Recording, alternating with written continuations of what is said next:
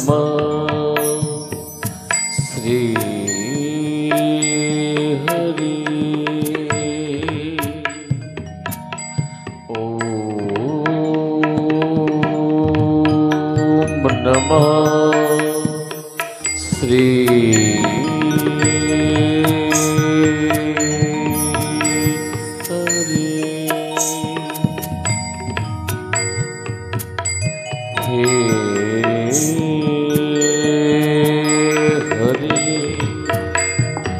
करुणा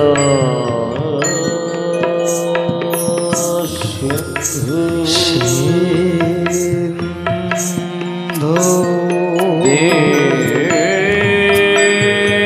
बंधु जगतपथे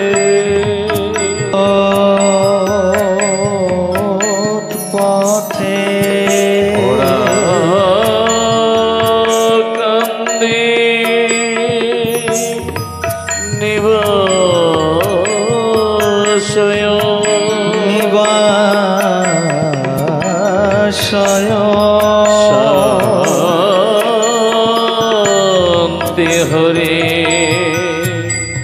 नमोस्तुते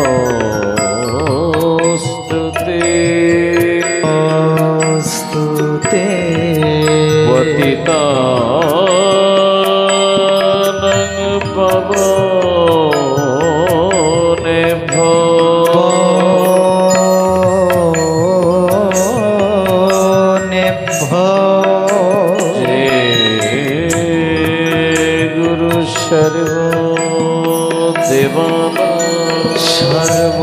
सर्वदेवाना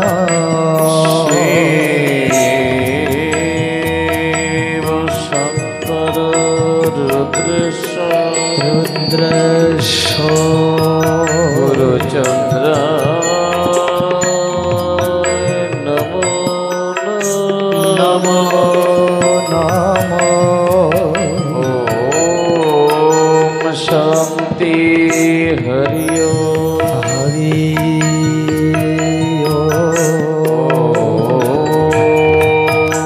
शांति हरि हरि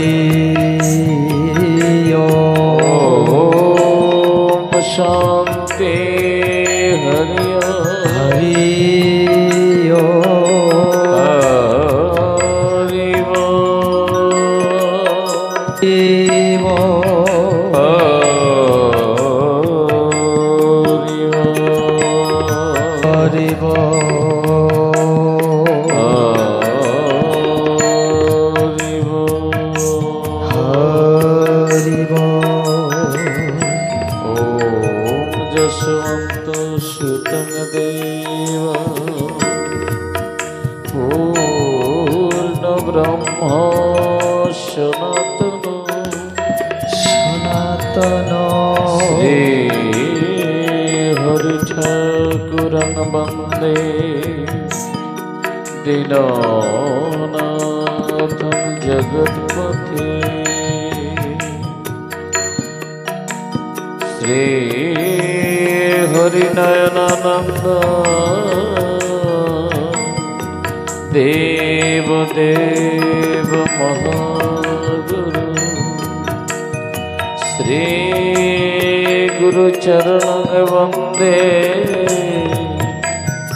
सर्वसिद्धिप्रदायकम् ऊर्ध्वभावे सुशोभित रेखाते पाये ध्वज वज्रांकुशय ओहि भुवनताये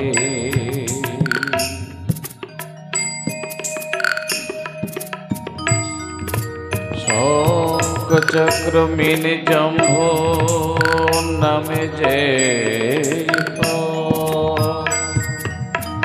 कल्पतर श्रीपताका जन्म विवेका गग स्कंध कनद কর পদত নাগ চন্দ্র নাগ মুদ্রা নাভিষু নাগ চিকন তগ চিকন নাভিষু গভীর অজানুলম্বিত বাহু কমল শরীর চক্ষু কোন শিরালাল পরশব দক্ষিণী অঙ্গে রক্ত দে রক্তে সুচিকন জোড়া ভুর কাদম্বিনী সম ঈশ্বর বত্রিশিন্ন নরলীলতম সুধাবন্ত ছত্রয়া সুধাকর যাব ঠাকুরের এই চিহ্ন কহিলাম সব এক দুই তিন চিহ্ন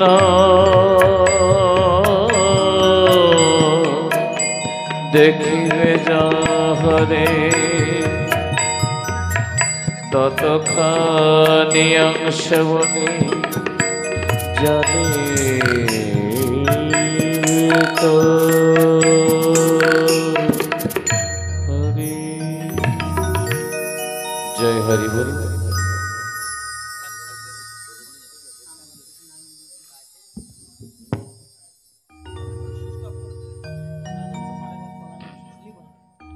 জয় হরি বল। চন্দ্র সূর্য গ্রহ তারা নক্ষত্র আদি তরুলতা প্রাণী জগৎ উদ্ভিদ জগৎ এসব নিয়েই আমাদের বিশ্ব গড়া। মাতা পিতার করুণাতে এসেছি এই ধরাতে। জানি না কতবার এসেছিলাম, আরো কতবার আসতে হবে ধরায়। এসেছি যখন মানব কুলে, সাধন ভজন করলে নাকি শ্রী চরণ মেলে। কতদিন থাকবো ধরা ধামে জানি না।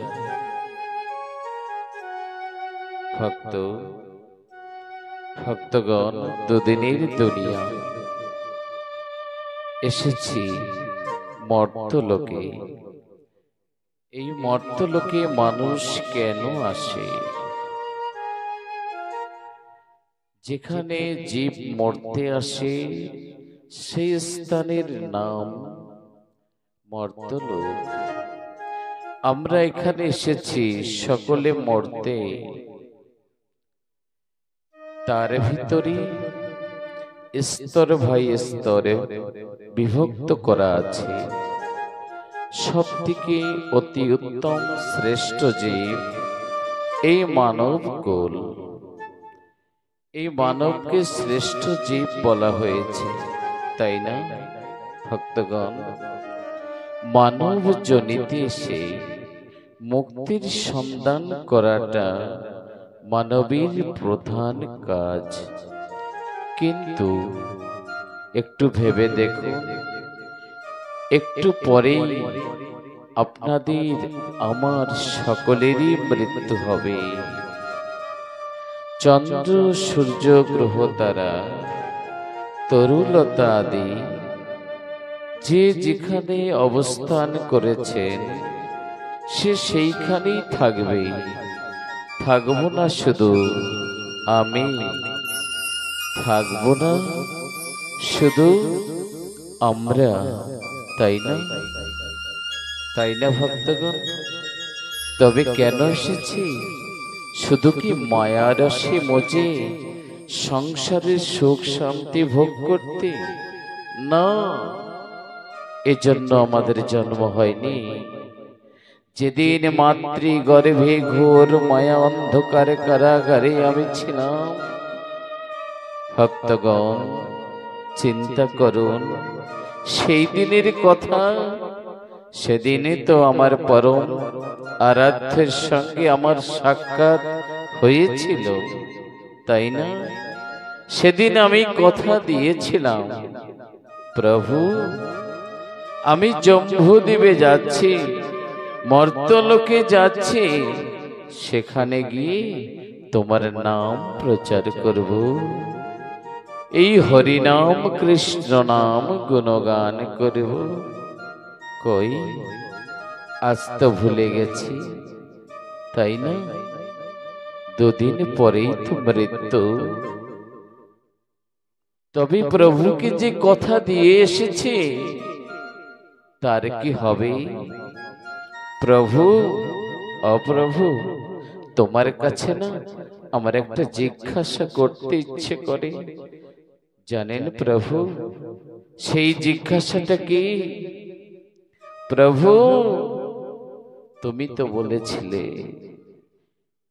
আমি যদি হরিনাম কৃষ্ণ নাম করি, জীবনের শেষ অংশে এসে তুমি পুষ্প রথ নিয়ে আসবে, আর ওই পুষ্প রথে করে আমাকে তোমার সেই বৈকুণ্ঠ ধামে নিয়ে যাবে। প্রেম সে বলো হরি बोल, हरि बोल। কই প্রভু, ও প্রভু? এইখানেই তো প্রশ্ন। প্রভু, তুমি কাহার জন্য পুষ্পরথ সাজাইতেছ? ও প্রভু, প্রভু গো, তুমি কাহার জন্য পুষ্পরথ সাজাইতেছ? রথে রথে উপবেশন করবেন কিনা তাহার খোঁজ লইয়াছ? রথে রথ সাজাইতেছেন তিলক অধীশ্বর পরম দয়াল শ্রীহরি। তিনি আমাদের সকলের জন্য পুষ্প রথ সাজাইতেছে। অন্তিমকালে সকলের জন্য এক একখানি পুষ্পরথ আসবে। আমি কি শ্রীহরির সেই অনুগত হতে পেরেছি যে সেই রথে উপবেশন করতে পারবো? তবে ঠাকুরের রথ সাজানো বৃথা। তানার কথা তিনি ঠিকই রাখবেন, কিন্তু আমি সেই রথে বসতে পারবো তো? আমার সেই রথে উঠতে গেলে কি করতে হবে? হাতে কাম মুখে নাম করিবে। শ্রীহরি বলেছেন, সংসারে যাচ্ছ, সংসার মায়া, মায়ার ভিতরে জড়িও না, মায়া যেন তোমাকে স্পর্শ না করে। কিন্তু অমা, কই ভক্ত, আমরা তো মায়ায় জড়িয়েছি, তাই না? মায়ার ভিতরে স্বামী স্ত্রী, পিতা মাতা, পুত্র কন্যা, আত্মীয় বর্গ আদি সকলের প্রেমে, সকলের মায়ায় মোহিত হয়ে আছি। আছি আত্মসুখ, ঘর বাড়ি টাকা পয়সা ইত্যাদি সুখ লালসায় লালায়িত হয়ে নিজের জীবনের বহুমূল্য সময়টাকে আমরা নষ্ট করে দিয়েছি। আমার চিন্তা করুন, কটা দিনের জন্য এসেছি, মৃত্যু কখন আসবে জানি না। তবে মৃত্যুর পরে, মৃত্যুর পূর্বে আমাকে একটু হরিনাম করতে হবে। আমার করছি তো? যিনি করছেন তিনি অতি ভাগ্যবান, শ্রীহরির প্রিয় ভক্ত। তাই আসুন সকল কিছু ফেলে মায়া মোহ জঞ্জাল থেকে বিরতি হয়ে আমরা একটু হরিনাম কৃষ্ণ নাম করি। যে নাম করলে পরে ভবতরিতে উঠে আমরা পার হতে পারবো। প্রেম সে বলো হরি বল। হরি বল। মানুষ যেমন বারে বারে ধরাধামে আসে তার কর্মগুণে, যে যেমন কর্ম করবে তার তেমন ফলটি হবে। আমরা সকলেই জানি, জেনেও ভ্রান্তিতে আমরা ডুবে আছি। শ্রীহরি বলেছেন সংসার করো, সংসার করো, সংসারী হইও না। কি বলছেন? সংসার করতে বলেছেন, কিন্তু সংসারী হতে বলেননি। কিন্তু আমরা সংসার তো দূরের কথা, সংসারী হয়ে বসে আছি, তাই না? সংসার আর সংসারের ভিতরে পার্থক্য কি? তিনি একটা কচু গাছের সঙ্গে উদাহরণ দিয়েছেন। যেমনটি একটা কচু গাছ কোথায় থাকে? কোথায় থাকে? পঙ্কজে। পঙ্কজ অর্থাৎ কাদার ভিতরে, তাই না? কাদার ভিতরে কচু গাছ থাকে, কিন্তু কোনদিন দেখেছেন ওই কাদা কি ময়লা আবর্জনা জল ওই কচু গাছে লেগেছে? এমনটা হয়েছে? এইখানে উপমা দিলেন, ঠিক কচু গাছের মতো সংসারে থাকবে, কিন্তু মায়া তোমাকে স্পর্শ করবে না। এর জন্য সহজ সরল উপায়, হাতে কাম মুখে নাম করবে। আর এই যে সহজ মন্ত্রটি আমরা ধারণ করি না, পালন করি না, দুঃখ কাদের হবে? দুঃখ কাদের হবে? নিশ্চয়ই আমাদের হবে, তাই না? তাই যুগে যুগে আমাদের ধরাধামে আসতে হচ্ছে আমাদের কর্মগুণে। তাই ঠাকুর ও ধরাধামে তিনি এসেছেন, বারংবার বারংবার এসেছেন। কখনো ত্রেতা যুগে পুরুষোত্তম মর্যাদা পুরুষ শ্রী রামচন্দ্র, বলো শ্রী রামচন্দ্র ভগবান কি জয় হো। দ্বাপর যুগে এসেছেন শ্রীকৃষ্ণ, পরমানন্দ সচিদানন্দ বিগ্রহ, অনাদির আদি শ্রী গোবিন্দ, তিনি ধরাধামে এসেছেন। অমেয় যখন রাম এসেছিলেন, তিনি একটা দুটো তিনটে কথা বলেছেন। বিশেষ করে তিনি প্রথম মাতা পিতার আজ্ঞা পালন করেছেন। তাকে 14 বছর বনবাস যেতে হয়েছিল। তিনি না গিয়ে তো পারতেন, তাই না? পিতা তো বারণ করেছিল অন্তিমবার, কিন্তু না, পিতার মান রক্ষা করবার জন্য 14 বছর তিনি সন্ন্যাস ব্রত পালন করলেন জঙ্গলে। আমরা সকলেই জানি, সঙ্গে সঙ্গে ভাইদের সঙ্গে মিলেমিশে ভ্রাতৃত্বের গুরুত্বটা আমাদের সমাজকে দেখালেন। ভাইতে ভাইতে কেমন মিলেমিশে থাকতে হয়। কিন্তু আমাদের সমাজে অনেক দেখা যায় ভাইতে ভাইতে আমাদের মিল নাই। যে কটা ভাই তার থেকে একটা হাড়ি বেশি আলাদা হয়ে যায়। একটা হাড়ি কেন? যেই কয়টা ভাই সেই কয়টা হাড়ি। সঙ্গে যদি বুড়া বুড়ি জীবিত থাকে তাদেরও একটা হাড়ি। তাহলে রামচন্দ্র এসেছিলেন, কি শিক্ষা দিয়েছেন আর আমরা কি গ্রহণ করলাম? এই জন্য প্রত্যেক লীলার মাধুর্য আমাদের ধারণ করতে হবে, পালন করতে হবে।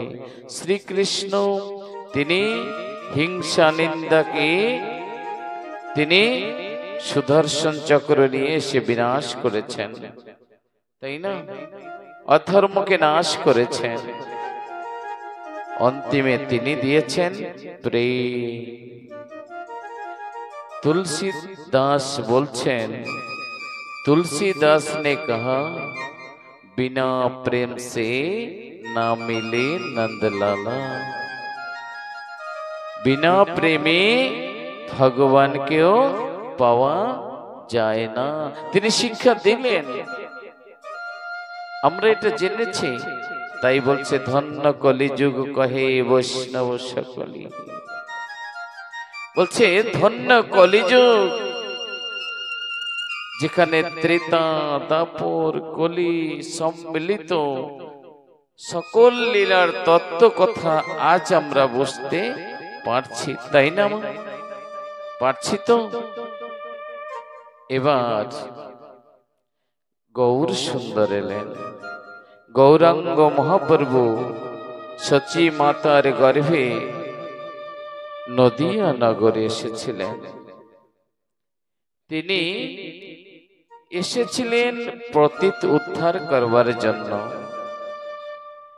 পতিতকে উদ্ধার করতে এসে তিনি কত ঘাত প্রতিঘাতের সম্মুখীন হয়েছিল, তাই না? জীবের দুয়ারে দুয়ারে গ্রামে গঞ্জে তিনি হরিনাম করতেন দুই বাহু তুলে। তাকে সংযত রাখার জন্য মাতা শচী দেবী বিষ্ণুপ্রিয়া নামক কন্যার সঙ্গে বিবাহ দিলেন, যে মায়ায় জড়িত হলে সে অন্তত ঘরে থাকবে। কিন্তু কই, বিবাহের পরের দিন তো তিনি বিষ্ণুপ্রিয়াকে ত্যাগ করে সন্ন্যাস নিলেন। তিনি নামটাকেই শ্রেষ্ঠ করলেন, যে এই নামেরই ভিতরে প্রেম, আর এই নাম অস্ত্র দিয়ে জগৎকে উদ্ধার করা যেতে পারে। তাই তিনি অল্প সময় লীলা রেখে 48 বৎসর পরে উৎকলেতে উড়িষ্যার জগন্নাথ ধামে তিনি লীন হলেন। সেখানে পাণ্ডবেরা বললেন, প্রভু ও প্রভু তুমি তো চলে যাচ্ছ, তাই না? ও প্রভু, আমাদের সুখে দুঃখে কষ্টে বিপদে আপদে কে রক্ষা করবে? বলছে ভয় নেই, এটা আমার শেষ লীলা নয়। শ্রী শ্রী চৈতন্য চরিতামৃত গ্রন্থের শেষাংশে বর্ণিত করেছেন, বলেছেন এ লীলা আমার শেষ লীলা নয়, আর একটিবার ধরাধামে আমি আসব। বঙ্গদেশে আমি আর একবার আসব, সেই হবে আমার শেষ লীলা। তিনি বললেন, কলিতে আসিয়া মানুষে মিশিয়া করিব মানুষ হলিলে, সেই সে সময় চিনিবে আমায় পুনশ্চ মানুষ হলে। যদি কেউ মানুষ হয়, যদি তার ধারে মানুষ চেনার যন্ত্র থাকে, তবে সেই ভক্ত আমাকে চিনে নেবে। তিনি বললেন, তাই তো এলেন। তবে একটিবার চিন্তা করুন, ব্রহ্মদেব সৃষ্টি করেছেন 4টি বর্ণ, ব্রাহ্মণ, ক্ষত্রিয়, বৈশ্য, শূদ্র, 4টি বর্ণ তিনি সৃষ্টি করেছেন। ব্রহ্মা, ভেবে দেখুন, আমার গলার উপরে এইখানে ব্রহ্ম স্থল বলা হয়, ব্রহ্মা এইখানে, গলার নিচে নিম্নভাগে হস্ত দুখানি। ক্ষত্রিয়, ধর্ম পালন করে, আমাকে রক্ষা করে, মশা মাছি কোনো আঘাত যদি শরীরে পড়ে এসে করে, তৎক্ষণাৎ কি করি, এই হাতটাই তাকে রক্ষা করে, তাই না? তাই তো তেমনি হাতের নিচে কোটি দেশের উপরে যে অংশটি, তাকে আমরা পেট বলে থাকি, তাই না? পেটটি হলো বৈশ্য। আমরা যা রোজগার করি সেগুলো জমা করি কোথায়? উদরে, পেটে রাখি। বৈশ্য শূদ্র কোথায়? কোটি দেশের নিম্ন স্থান অর্থাৎ চরণ। শূদ্রের জায়গা কোথায়? চরণে। এই শূদ্র কোথা থেকে এলো একটু পরেই বলছি। যেহেতু আজ শ্রী শ্রী হরি লীলামৃত কথার প্রারম্ভ, প্রথম দিন, প্রথম দিনের আজ এই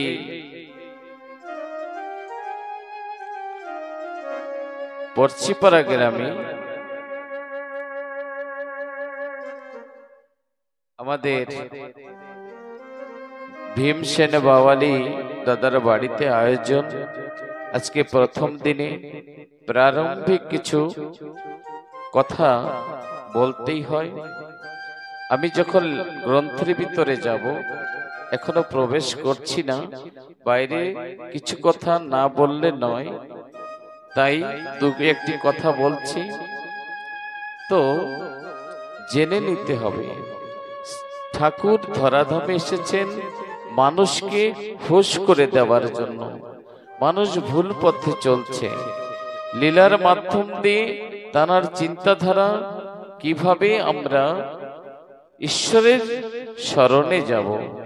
কোনদিন মনে রাখবেন, আমার মনের মতো কোনো ভগবান হবে না, কোনো ভগবান, কোনো ঈশ্বর, তাই রাম হোক, শ্রীকৃষ্ণ হোক, আমার গৌর সুন্দর হোক বা হরিচাঁদ ঠাকুর হোক, আমার মনের মতো এনারা কেউ হবেন না।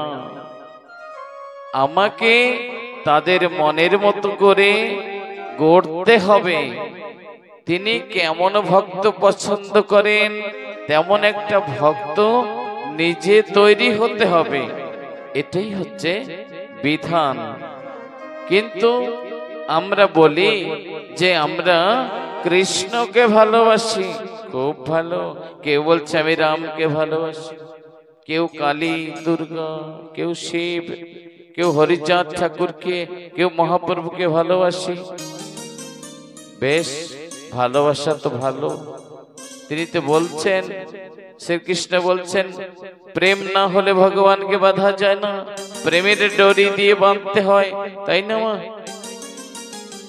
তাহলে যাকে ভালোবাসি, বড় উঁচু গলায় বলছি আমি হরিচাঁদ ঠাকুরকে ভালোবাসি, কৃষ্ণকে ভালোবাসি, তাহলে কৃষ্ণর দেওয়া কথাগুলো পালন করছো?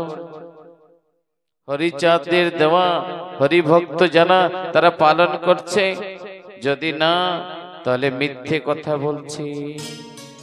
প্রেম সে বলো হরি বল। হরি বল। যাকে ভালোবাসবো তার কথাকে আমাকে পালন করতে হবে, তবেই তো ভালোবাসা হবে। আমি গোবিন্দকে ভালোবাসবো, গোবিন্দ আমাকে ভালোবাসবে। বিনিময়ে গোবিন্দের আদর্শ আচরণ বলা কথাগুলো পালন করব। শ্রী হরি যে উপদেশগুলো দিয়েছেন সেগুলো পালন করব। আমার করছি না, কিন্তু বলছি ভালোবাসি, তো ধ্যান দিতে হবে। তো ব্রহ্মা চারটি বর্ণ, একটা হচ্ছে ব্রাহ্মণ, ক্ষত্রিয়, বৈশ্য, শূদ্র। শূদ্রের স্থান কোথায়? চরণে। শ্রীহরির কোথায় প্রণাম করি? চরণে। মানুষ মরে কোথায় যায়? স্বর্গে।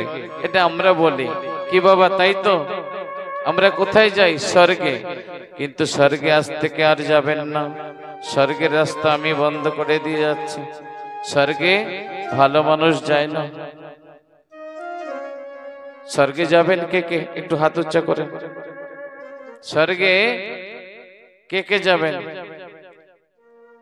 যদি মাতা পিতা মারা যায়, কেউ মারা গেলে আমরা ব্রাহ্মণ দিয়ে আমাদের যে রীতি রেওয়াজ আছে সেই নিয়ম আচারে মন্ত্রতন্ত্র পড়ে আমরা মাতা পিতাকে কোথায় পাঠাই? স্বর্গে পাঠাই। আমাদের গ্রামের অনেকে তো মারা গেছেন ইতিপূর্বে, তাই না? তারা কেউ কি এসে বলেছে আমি মরার পরে স্বর্গে গিয়েছিলাম, স্বর্গে খুব সুন্দর জায়গা, বলেছেন? আমরা কি করে বিশ্বাস করি মানুষ স্বর্গে যায়? স্বর্গটা কি জানেন? দেবতাদের কি রাজত্ব। স্বর্গে রাজসভা বসেন, আর রাজসভার রাজা হলে ইন্দ্রদেব। কথা মিথ্যা বাবা? কথা মিথ্যা? স্বর্গের রাজা তো ইন্দ্রদেব, তাই না? ইন্দ্র বরুণ নদী আছে, সেখানে তারা রাজত্ব করছেন।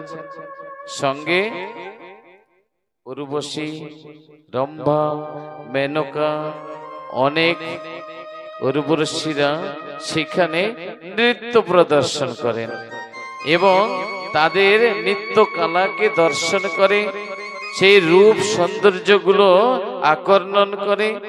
এবং সেখানে দেখবেন উর্বশীরা, রম্ভা, মেনকা কি করছেন?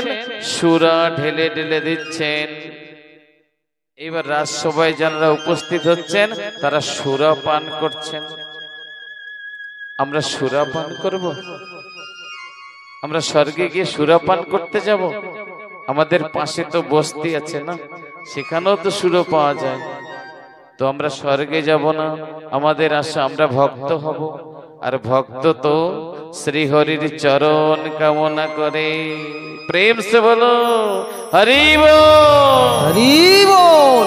তাহলে আমাদের স্বর্গে প্রয়োজন নেই, আমরা শ্রী হরির চরণ পেলেই হলো, তাই না?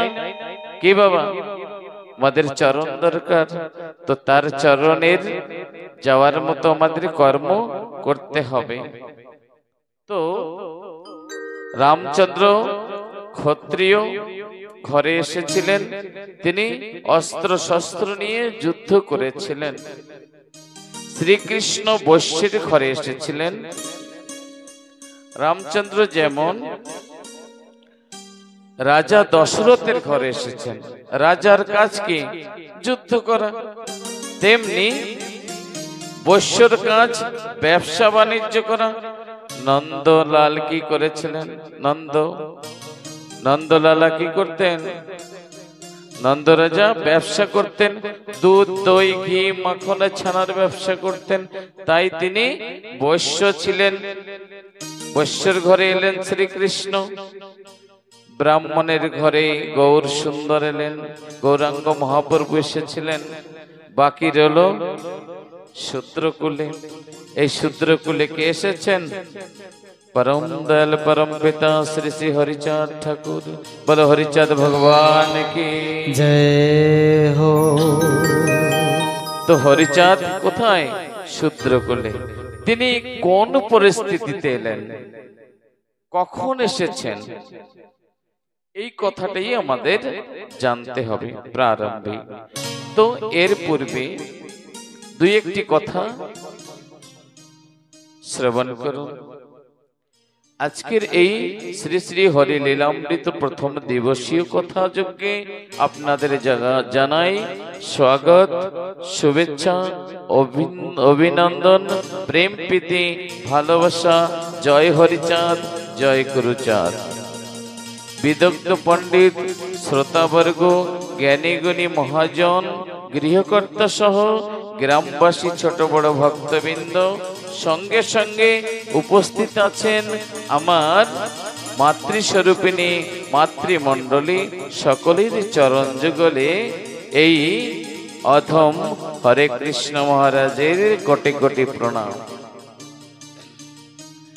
চলিত হরিবাসরে শ্রী শ্রী হরি লীলামৃত কথা এর পূর্বে হয়তো আমরা কোনোদিন জানি না, শ্রবণ করিনি। লীলামৃত পাঠ, যেটাকে গ্রন্থকে পড়ে বলা হয়, এইখানে লীলামৃত কথা অর্থাৎ কিছু সামাজিক পরিবর্তন আনার জন্য কিছু কথা কিছু লীলামৃতের কথা, ঠাকুরের চরিত্র কথা, কিছু ভক্ত চরিত্র কথা, এই সব মিশিয়ে যে কথাগুলো হবে সেইটাই হলো শ্রী শ্রী হরি লীলামৃত কথা। যিনি লিখেছেন তিনি মহর্ষি তারকচন্দ্র সরকার মহোদয়, তিনি লিখেছেন। আর তানার স্থানে উপবেশন করার দুঃসাহস আমি করতে পারি না, তবুও বসে আছি গুরুর চরণ ভরসা করে, বসে আছি আপনাদের চরণ ভরসায়। আশীর্বাদ করবেন কিঞ্চিত কিঞ্চিত, যেন এই মুখে হরি কথা হতে পারে। সকলের আশীর্বাদ মাথায় থাকলে নিশ্চয়ই আমি চেষ্টা করব কিঞ্চিত কিঞ্চিত কথা পরিবেশন করতে। তাই তারক সরকার লিখেছেন, হরিচাঁদ চরিত্র সুধা প্রেমের ভান্ডার, আদি অন্ত নাহি যার কলিতে প্রচার।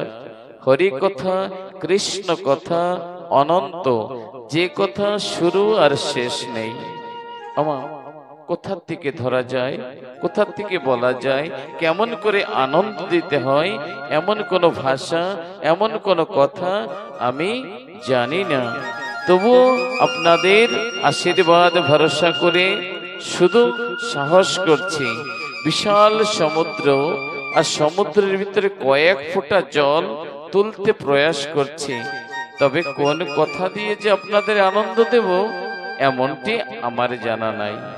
তো যাই হোক, এবার আমরা কথার ভিতরে প্রবেশ করছি। সঙ্গে আমাদের সম্মুখে দাঁড়িয়ে আছেন যিনি ইউটিউব চ্যানেলের মাধ্যম দিয়ে আজ বিশ্বের বিভিন্ন প্রান্ত থেকে আজ এইখানে পড়ছিপাড়া এই অনুষ্ঠানটি সকলেই দর্শন করছেন, শ্রবণ করছেন। যারাই শ্রবণ করছেন তাদের চরণ যুগলে অধমের কোটি কোটি প্রণতি। সঙ্গে যিনি এই লাইভ প্রোগ্রাম দিচ্ছেন তিনি মালকানগিরি করকুন্ডা 33 নম্বর বাড়ি। তিনি আজ দীর্ঘ 5-6 বছর ধরে আজ ভক্তদের ব্যথা, ভক্তদের কথা, ঠাকুরের লীলা কথা, বিভিন্নভাবে সঙ্গীত আদি আজ বিশ্বের বিভিন্ন প্রান্তে পৌঁছে দিচ্ছেন আমি মতুয়া বা মতুয়া গ্যালারির মাধ্যম দিয়ে। তাই ওনার জন্য একটা সাধুবাদ। হরিবল, হরিবল, হরিবল। একদিন আমাদের পরিচয় ছিল কে, চন্ডাল। আমরা চন্ডাল ছিলাম। আরো একটি নাম, সেটা হলো চাড়াল। অতি নিম্ন স্তরে আমাদের রেখে দিয়েছিলেন উচ্চ বর্ণের লোকেরা। তার ভিতরে ব্রাহ্মণ সমাজ, বিশেষ করে কিছু ব্রাহ্মণ ব্যক্তিরা তাদের সাম্রাজ্য প্রতিষ্ঠিত করবার জন্য কিছু মানুষকে তাদের সেবা করার জন্য রেখে দিলেন। সেই শোষিত মানুষগুলো আর কেউ নয়, সে হচ্ছে আমার সমাজের মানুষ। আমার পিতৃপুরুষ যারা পূর্বে ছিলেন তারাই এত কষ্ট করেছেন, ঈশ্বরকে ডেকেছেন, হে ঈশ্বর কোথায় তুমি, কোথায় আছো তুমি, দেখা দাও, এই জাতিকে উদ্ধার করো। এই নিষ্পেষিত, নির্যাতিত, নিপীড়িত মানুষের পাশে এসে তুমি দাঁড়াও ঠাকুর, না হলে এই জাতি যে পিছিয়ে যাবে, নষ্ট হয়ে যাবে, বিনাশ হয়ে যাবে। তুমি আসো, এসো ঠাকুর। ত্রাহি ত্রাহি বলে সেদিন ভগবানকে ডেকেছিলেন। কোন ভগবান এই নিচুকুলকে রক্ষা করবার জন্য আসেনি। সেদিন স্বয়ং ক্ষীরদে বিহারী শ্রীহরি ধরাধামে আসবার রাস্তা খুঁজতেছিলেন। এমনি সময় আমাদের ভিতরে থেকে মহাসাধক রামকান্ত ঠাকুর তিনি সাধনা করতে শুরু করলেন। তিনি সাধনা করতে করতে করতে তিনি কি করলেন? বাসুদেবের পূজা শুরু করলেন। বাসুদেবকে পূজা করতেন। প্রত্যেক দিন ভিক্ষা করতে যেতেন নগরে, যাহা কিছু পেতেন তাই এনে প্রসাদ তৈরি করে ঠাকুরকে ভোগ লাগাতেন। অন্তে তিনি প্রসাদ পেতেন। এমনি তার দৈনন্দিন জীবন ছিল। একদিন কাল বৈশাখের ঝড় নেমে এলো রামকান্তের ঘরে। কিছু ব্রাহ্মণের দলেরা এসে বলছেন, রামকান্ত, ও রামকান্ত, ঘরে আছো?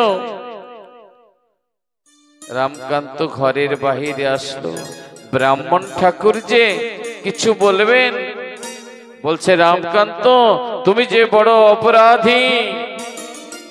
তুমি না চাড়ালের ঘরে জন্ম নিয়েছ, তুমি চণ্ডাল জাতির প্রধান, তুমি চণ্ডাল কুলে এসেছ। অছুত অর্থাৎ ছোঁয়াছুঁয়ের বালাই ছিল। ব্রাহ্মণদেরকে যদি কেউ ছুঁয়ে দিত তাদের জাত চলে যেত। এই নমশূদ্ররা যেই রাস্তা দিয়ে চলতো সেই রাস্তা দিয়ে ব্রাহ্মণরা চলতেন না। তারা অশুদ্ধ হতো নাকি? তারা যেখানে জল শৌচ করতেন সেই জল যদি কেউ পান করেছেন, এই নমশূদ্রেরা, বর্তমান নমশূদ্র যারা, তারা জল স্পর্শ করলে ওই জল অশুদ্ধ হয়ে যেত। আজ মায়েরা জানারা আমরা পোশাক আশাক পরিচ্ছদ করে আমরা সুন্দরভাবে চলছি ঘোমটা দিয়ে, একদিন ঘোমটা দেওয়ার অধিকার ছিল না। সেদিন হাঁটুর নিচে কাপড় পরার অধিকার ছিল না। গলায় একটা ভাড় বাঁধতে হতো। ভাড় মানে অনেকে ঠিলা বলে। খাজুর গাছ কাটলে পরে একটা কি পাতে, ভাড় বা ঠিলা বলে, তাই না? ওই ঠিলাটা সামনে বাঁধতে হতো। বলুন তো কেন? থুতু আসলে, ছেপ আসলে ওই থুতু ওই ভাড়ের ভিতরে ফেলতে হবে। ওটা যদি মাটিতে পড়ে, ব্রাহ্মণরা সেখানে পড়ালে তারা অশুদ্ধ হয়ে যেত। চিন্তা করো, শুধু কি তাই? পূজা পার্বণ করবার কোনো অধিকার ছিল না। আজকে আমরা কৃষ্ণ নাম করছি, হরি নাম, রাম নাম, কালী, দুর্গা, সরস্বতী, শিব, বিভিন্ন রকম দেব দেবীর পূজা করছি। একদিন তো আমাদের ছিল না এই অধিকার। এই মানুষ কি করতেন? আদিবাসীর ন্যায় জীবন যাপন করতেন। এই দেশে আমরা যখন প্রথম এসেছি, আদিবাসী ছোট্ট একটা কাপড় পরতেন। আমাদের পূর্বপুরুষও তেমনি ছিল। ছোট্ট একটা গামছার মতো পরে বেড় দিয়ে থাকতেন। মায়েদের ব্লাউজ পরতেন না। এ অধিকার ছিল না। মনে করে দেখুন সেদিন আমাদের পূর্বপুরুষ কত কষ্ট করেছেন। ইতিহাসের পিছনে গিয়ে দেখেন। ভুলে গেছি আমরা সুখ পেয়ে, তাই না? কত না নির্যাতন সইতে হয়েছে। আর সেদিন ব্রাহ্মণের দল বাসুদেবকে ছিনিয়ে নিয়ে গেলেন রামকান্ত হতে। আমা, কোন মায়ের কোল থেকে তার সন্তানকে যদি ছিনিয়ে নেওয়া হয়, বলুন কেমন লাগবে?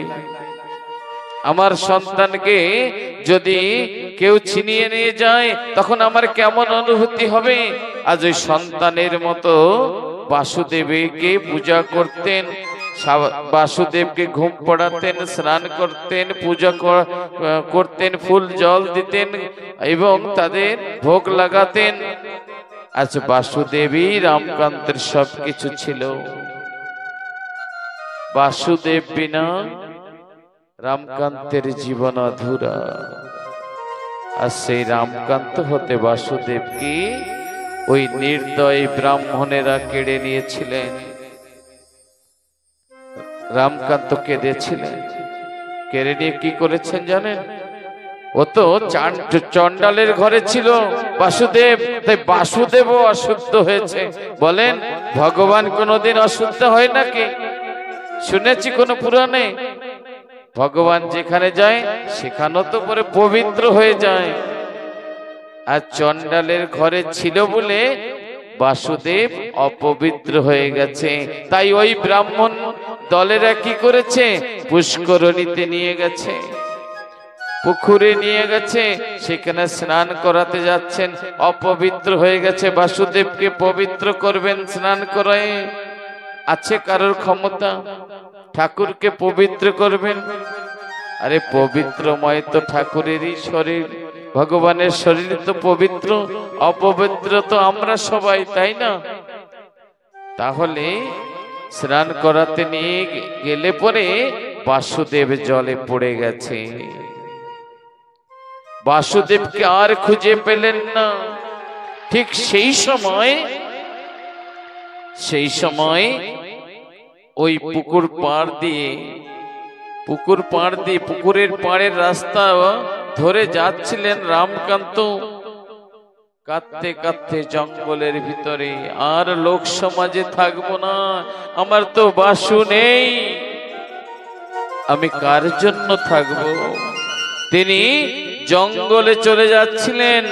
অমনি সময় পিছন দিয়ে ডাক দিলেন ব্রাহ্মণেরা, বলছেন রামকান্ত এদিকে আসো। রামকান্ত ধীরে ধীরে আসলেন। না জানি কি বলে, আগের দিন তো অনেক মারধর করেছে, আজকে না জানি আর কত কিছু করে। ধীরে ধীরে ভয় ভয় আসছেন। ব্রাহ্মণের কাছে আসলে পরে বলছে, রামকান্ত তোমার ঘরের থেকে বাসুদেবকে নিয়ে এসেছিলাম, আর ওই বাসুদেব জলের ভিতরে পড়ে গেছে, তাকে খুঁজে পাওয়া যাচ্ছে না, একটু আমাদের সাহায্য করবে। এই কথা যখন শ্রবণ করেছে রামকান্তর দুই নয়ন ঝরে জল পড়ছে, বক্ষ ভেসে যাচ্ছে। আহারে বাসু, তুমি জলে পড়ে গেছো? বলছে কি করেছেন আপনারা? আমার বাসুকে আপনারা জলে ফেলে দিয়েছেন। সে জল খায়নি তো, সে বেঁচে আছে তো। কেমন ভালোবাসা! ভক্ত হয়ে আজ ভগবানকে কেমন ভালোবাসছেন, আজ পুত্র অন্যায় ভালোবেসেছেন বলে বলছে যে আমার বাসুর কিছু হয়নি তো। বলছে আমাকে দেখিয়ে দেন কোথায় পড়েছে। যেখানটায় পড়েছে ইশারা করলেন যে এইখানটায় পড়েছে। এখানে শত সহস্রবার আমরা খুঁজে দেখেছি, কিন্তু বাসুদেবকে আমরা খুঁজে পাইনি। ঠিক সেইখানে রামকান্ত যখন হাত দিলেন জলের ভিতরে, বাসুদেব তার হাতে উঠলেন। বলো বাসুদেব ভগবান কি।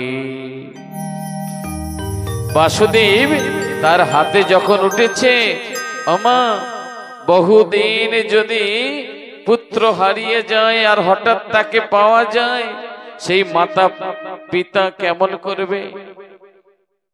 তেমনি বাসুদেবকে হাতে পাওয়া মাত্র বুকে জড়িয়ে ধরেছে। বাসুদেব, বাসুদেব বেশ তো ভালো ছিলি আমায় ছাড়া, তাই না? আমি তো ভেবেছি আমি গরিব, তাই আমার সঙ্গে থাকলি না, ছলনা করে ব্রাহ্মণদের সঙ্গে এসেছিস, তাই না?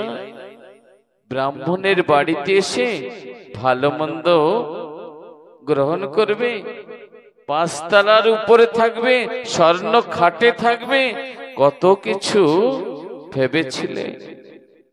কিন্তু কখনো চিন্তা করেছো বাসু, তোমাকে ছাড়া যে তোমার রামকান্ত এক মুহূর্ত বাঁচতে পারে না?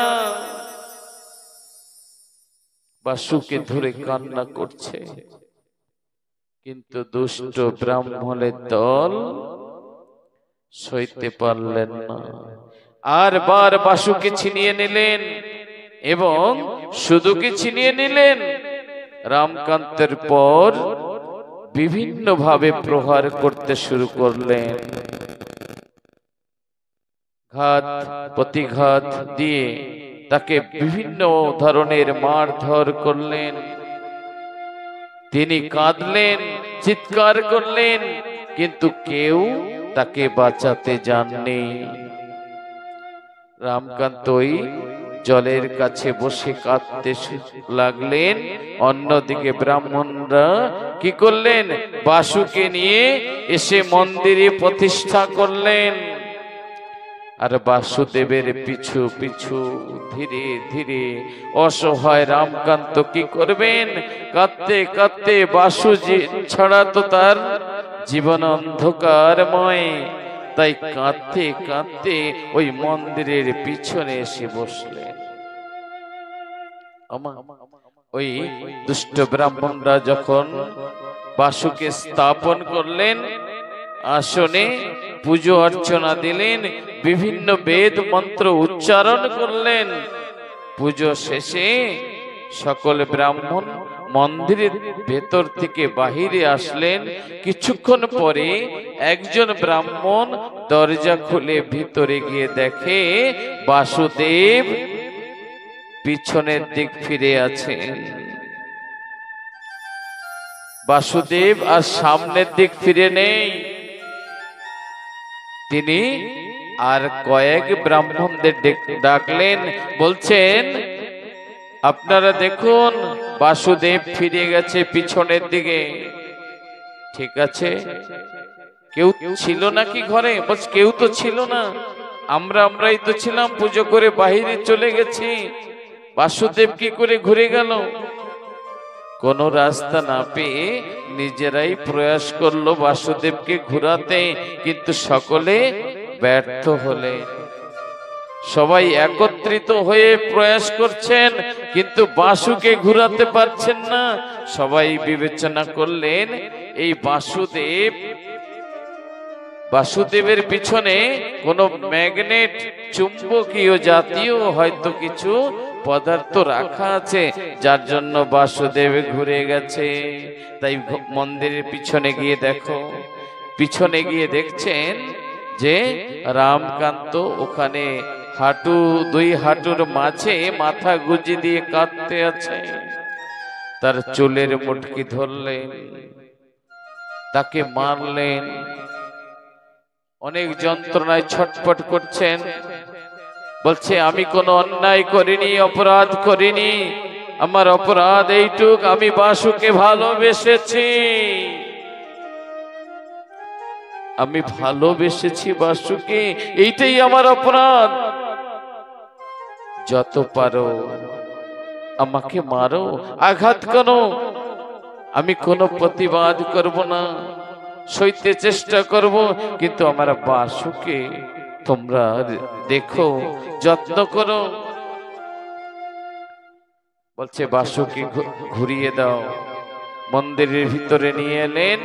রামকান্ত যখন স্পর্শ করলেন, বাসুদেব নিজের দিকেই সামনে মুখ করলেন। ব্রাহ্মণরা দেখে আচম্বিত হলেন, চমকে গেলেন, আশ্চর্য হলেন। একই, আমরা সকলেই মিলে যাকে ঘুরাতে অসমর্থ হয়েছি, সেই বাসু কিনা নিজের দিকেই ঘুরে গেছে। তাহলে এই ভক্ত সামান্য নয়, এর ভক্তি সামান্য নয়। তাই সকলে বিবেচনা করে সেদিন বাসুকে রামকান্তের হস্তে প্রদান করলেন আর বললেন, আজ থেকে রামকান্ত, বাসুকে তোমার হস্তে তুলিয়া দিলাম, তুমি এর সেবা পূজা করতে সক্ষম।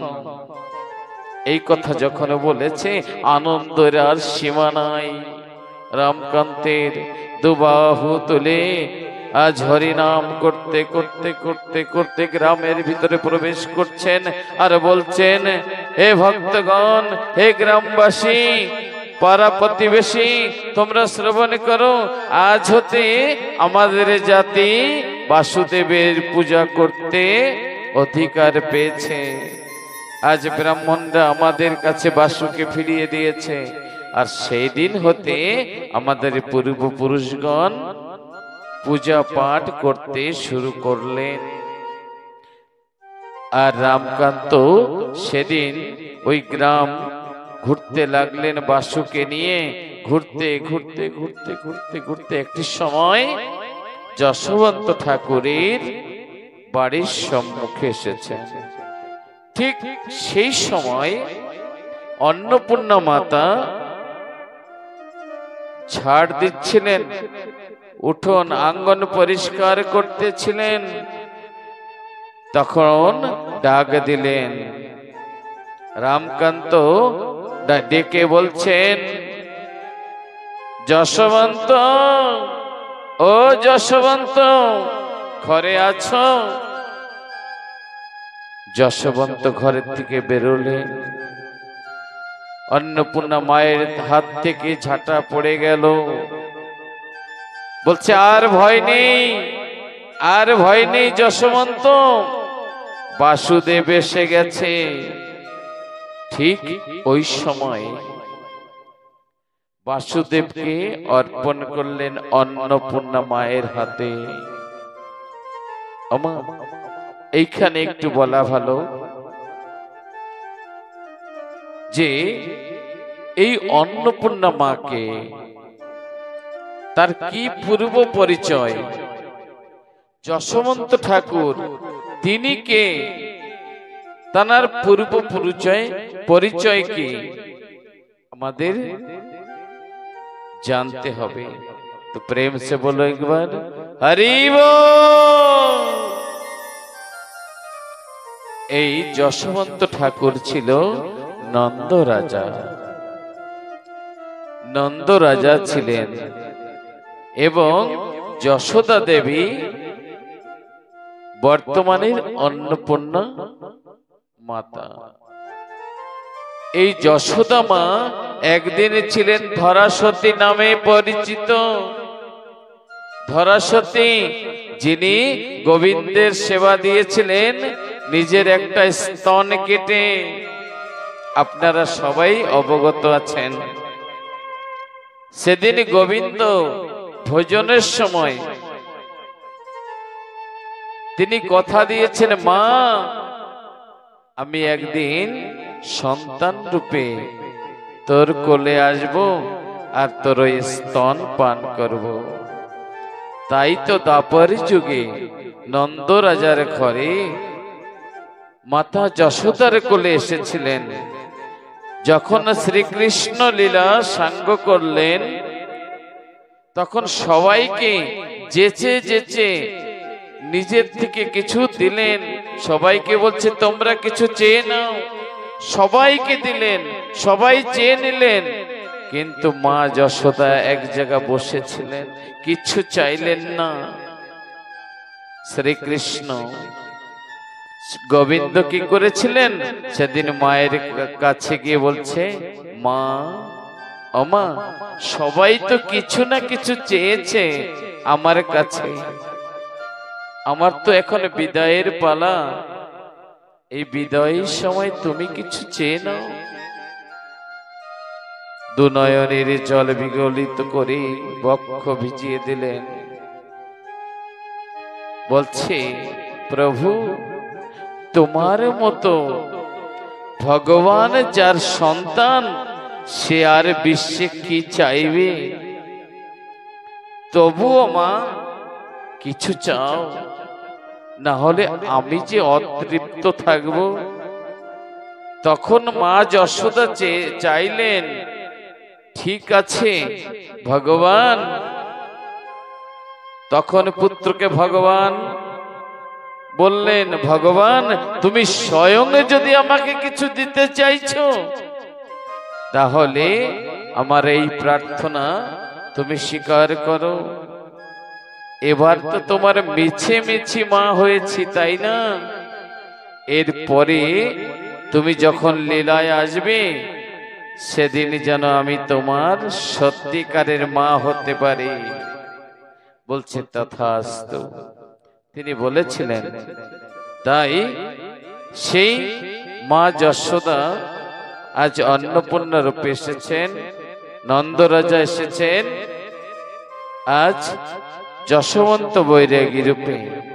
তিনি তপর যুগে যা করেছিলেন এ যুগেই সেই করলেন। দুধের কারবার করতেন, যশবন্ত বৈরাগী যা কিছু বিক্রি হতো উপার্জিত অর্থ দিয়ে বৈষ্ণব সেবার আয়োজন করতেন, আর বৈষ্ণব সেবা দিতে পছন্দ করতেন। আর তিনি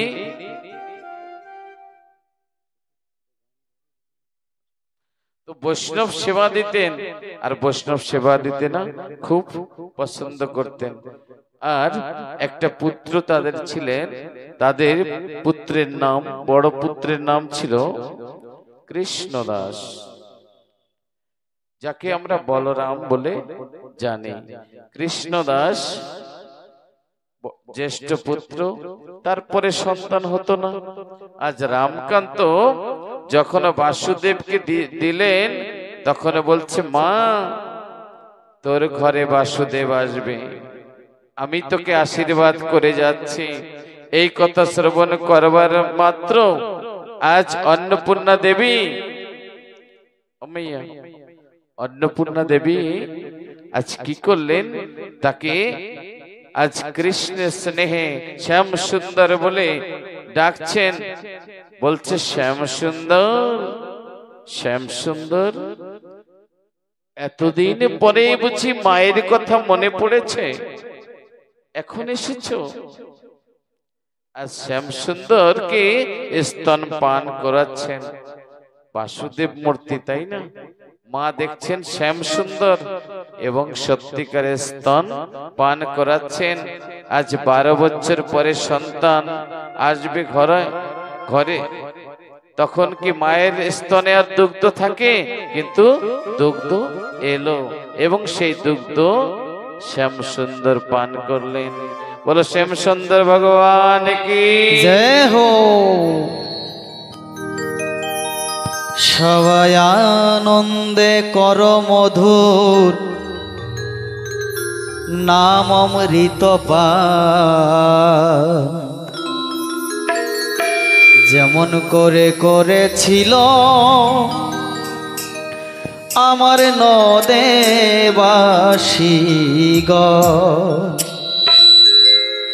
নাচিয়া নাচিয়া দুবাহু তুলিয়া, নাচিয়া নাচিয়া দুবাহু তুলিয়া, কর মন মধুর গুণগান,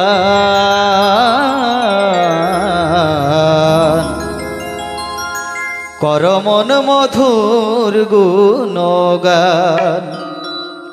সবাই আনন্দে, সবাই আনন্দে, সবাই আনন্দে কর মধুর নাম অমৃত পান, যেমন করে করেছিল নদেবাসীগণ, যেমন করে করেছিল নদেবাসীগণ।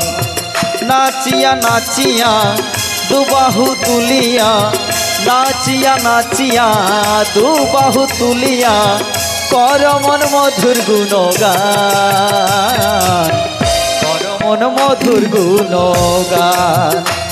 সবাই আনন্দে, সবাই আনন্দে কর মধুর নাম অমৃত পান, যেমন করে করেছিল আমার নদেবাসীগণ।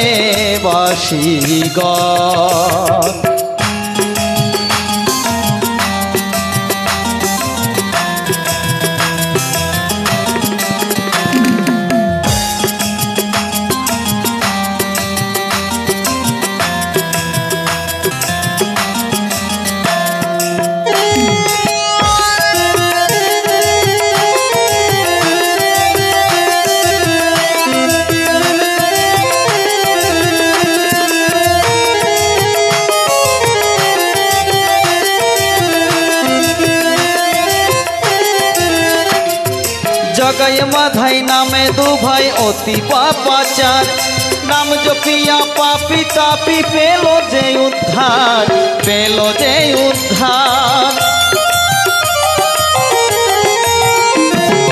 জগাই মাধাই নামে দু ভাই অতি পাপাচার, নাম জপিয়া পাপি তাপি পেল যে উদ্ধার, তারা পেল যে উদ্ধার। সেই নাম দিয়ে যায় ভক্তের মাঝার, সেই নাম দিয়ে যায় ভক্তের মাঝার জপ মধুর নাম। সবাই আনন্দে সবাই আনন্দে সবাই আনন্দে কর মধুর নাম অমৃত পান। যেমন করে করেছিল নদেবাসীগণ, যেমন করে করেছিল আমার নদেবাসীগণ।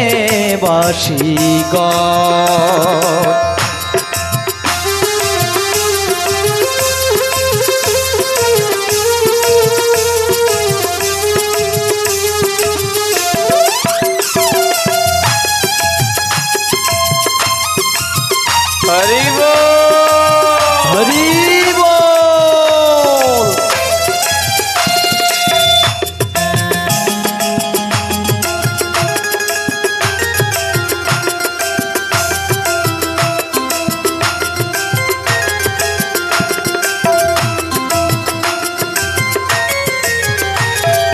ভক্ত প্রহ্লাদ জপেছিল মধুর হরি নাম। কৃষ্ণ কৃষ্ণ বলে কাঁদে নদেবাসীগণ, আমার নদেবাসীগণ। ভক্ত প্রহ্লাদ জপেছিল মধুর হরি নাম। কৃষ্ণ কৃষ্ণ বলে কাঁদে নদেবাসীগণ, আমার নদেবাসীগণ। তারা শ্রীপদে করে সমর্পণ, তারা শ্রীপদে করে সমর্পণ। তারা ধরে দুনয়ন। সবাই আনন্দে সবাই আনন্দে সবাই আনন্দে কর মধুর নাম অমৃত পান। যেমন করে করেছিল নদেবাসীগণ, যেমন করে করেছিল আমার নদেবাসীগণ।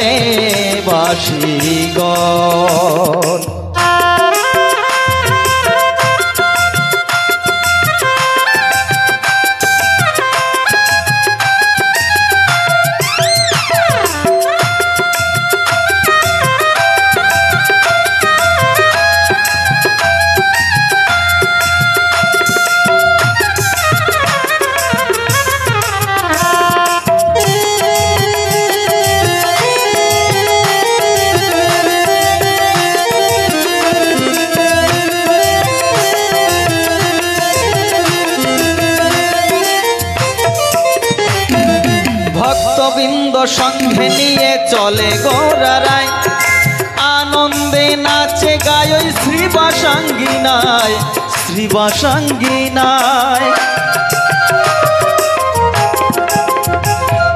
ভক্তবৃন্দ সঙ্গে নিয়ে চলে গৌরারায়, আনন্দে নাচে গায় শ্রীবাসাঙ্গিনায়, শ্রীবাসাঙ্গিনায়। অধম বৃথায় আশায় এই দুনিয়ায়, অধম বৃথায় আশায় এই দুনিয়ায়। বঞ্চিত হলে হরিধন। সবাই আনন্দে সবাই আনন্দে সবাই আনন্দে কর মধুর নাম অমৃত পান। যেমন করে করেছিল নদেবাসীগণ, যেমন করে করেছিল নদেবাসীগণ।